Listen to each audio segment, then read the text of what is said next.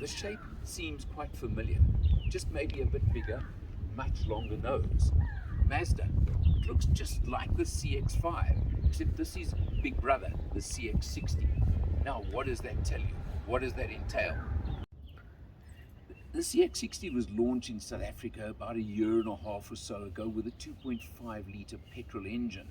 Then they brought the Pearl in the range, that 3.3 litre inline-6 diesel with hybrid. Yes, you heard me right.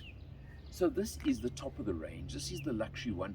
It's got all the spec you would expect. It's got all the luxury spec, all the top safety spec, all of those things that you expect. Rides on really nice 20-inch alloy wheels as well. They look good, they look the part. Everything about this car, I must tell you, looks, in my book, classy and really upmarket. But what, of course, the CX60 has is space in abundance.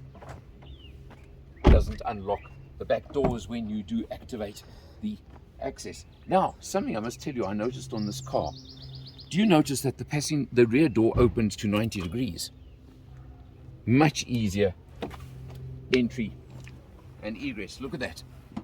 Really easy. Driver's seat as always is set for myself. I'm very comfortable with the legroom here, good headroom, massive panoramic roof over there with the cover closed at the moment, and catering to the family use, 2 USBs at the back here as well. But there are USB-Cs, just keep that in mind. Yes, I know maybe I'm out of date, say any which way you want, but it is just something you need to take note of. But again, that 90-degree opening door makes it so much easier to get in and out. And that to me is a big factor. The tail lights again, very reminiscent of the CX5 we've just had on test. Of course, have a look.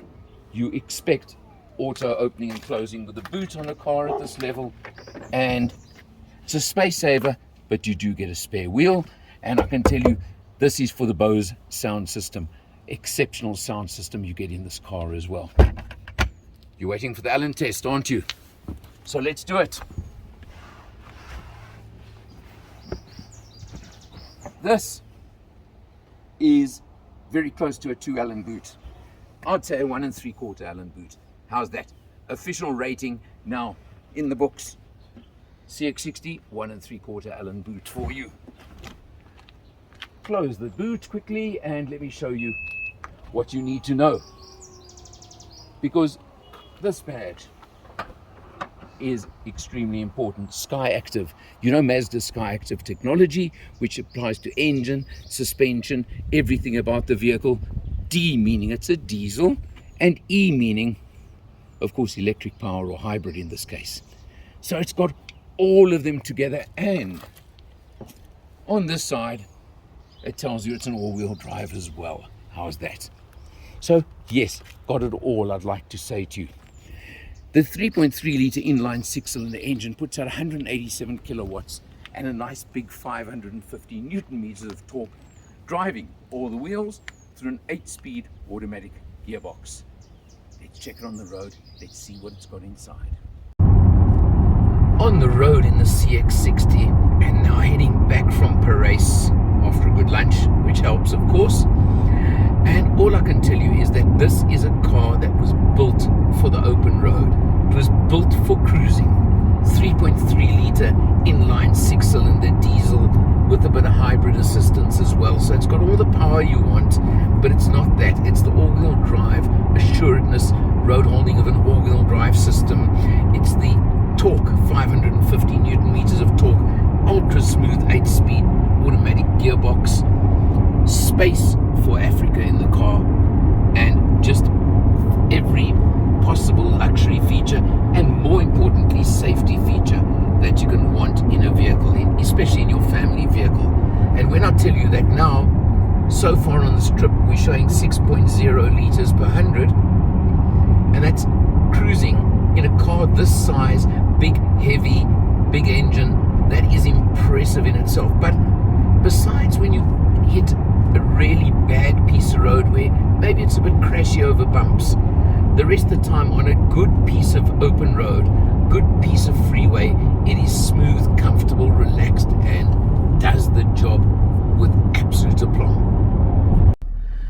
Jumping in behind the wheel, it's got really clear, easy instrumentation. The figure you really have to look at is that one there. We've done 527 kilometers on this test, but look at that fuel economy, 6.1 liters per 100. This is a big car. It's big, it's spacious, it's heavy, and it's got a big 3.3 liter diesel engine. And yet I've got that economy. I had it as low as 5.7 on the open road. And let me tell you, open road is this car's forte. You can't see clearly now, unfortunately this always happens, but it's got a nice big clear heads-up display which does show you, for example, when you use cruise control, it shows the everything there, or when you are on using navigation, etc. All very, very clear, etc. You come down to the steering wheel, you get the normal controls you would expect, and on the side the active adaptive cruise control. Really nice, works nicely, very important. Tiny little paddles behind the steering wheel over there if you want to use those. You know me, I don't use them. I'm not going to comment too much more than that about it. So let's have a look further. Moving over to the big infotainment screen, and I use the word big over there, set over there. You've got the rotary controller over here, which is a bit old-fashioned, but it works in some ways, I've got to be honest.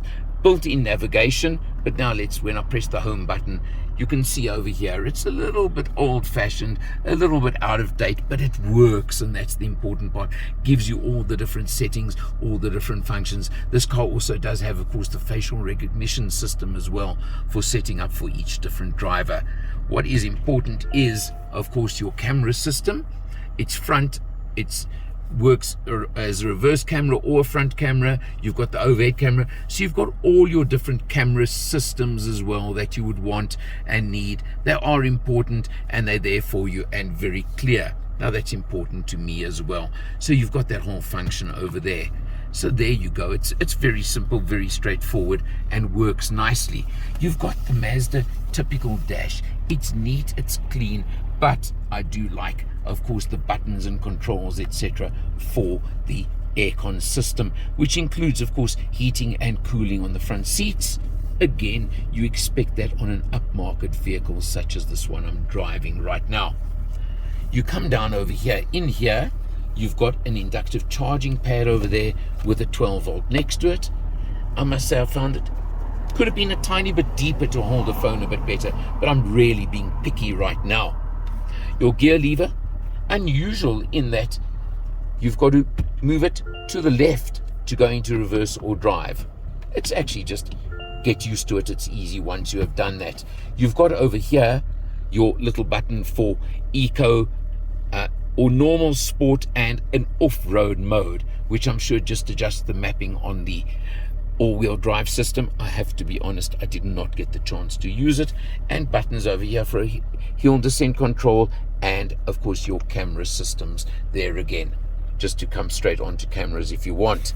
I've shown you the rotary knob over here, which gives you everything you want, and this is a useful feature, is a volume control for the sound system. Remember, it is a Bose system with I think 10 or 12 speakers, so it is an upmarket, upgraded system, and there's a volume control which your passenger can use if they need to. Closed very neatly. Interesting treatment over here. I don't know what quite to call it, but this treatment around the center console and even on the door panels as well. It's got that there as well for you. You've got a nice big center console over here, and again another 2 USBs.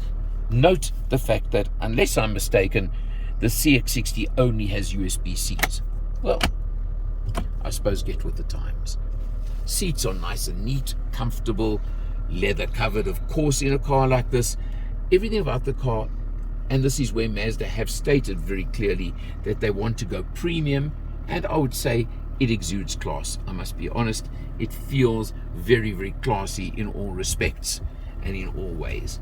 Now, this is, as far as I'm aware, the only diesel with hybrid on the market in South Africa at the moment. Please correct me if I'm wrong, but it is an important factor. But this is the engine that the CX60 needs and deserves to really, really excel. And if you think it's good, wait till you cruise on the open road. That is where this car is absolutely in its element. We took it for a nice long run through from Johannesburg to Paris, and I loved every minute. Used the active cruise control as well, which I don't always do, but I decided to in this case, and it worked very, very well. So the question becomes, what's it going to cost you? Isn't that always the case? They call this the Takumi, so it's got a couple of extra bits over the individual, but it's more on the active cruise, on the active safety side, more than anything else, that you get even more spec than the individual, which is already so highly spec'd. The individual with a 2.5 litre engine retails at 880,000 Rand. This one goes up to 1,074,000. So you're looking at, call it 200,000 Rand more, which I can tell you, to me, is worth every single cent of the difference. This one, to me, is the pick of the bunch when it comes to the CX60, without any question or doubt. And never, ever forget, if you're the guy that does high mileages, Mazda give you a 5-year unlimited mileage, yes, I said unlimited mileage, service plan with this car. That could be worth a lot of money to you. There are some competitors. You've got to look very carefully at the market. I absolutely accept that. Interestingly, it's a 5-seater only. I'm a little bit surprised they don't offer a 7-seat option, but again, that's something I don't know how many people would use, and that 1 3/4 Allen boot would suddenly become a half Allen if you are lucky in 7-seat mode. So how often would you use it? But maybe the option, who knows? Again, these are choices and decisions you have to make. But overall, Mazda, as I say, have, in my book, succeeded with their move towards becoming more premium. And this product says it in every single way. For MotorMatters, I'm Eleanor, and I'll see you next time.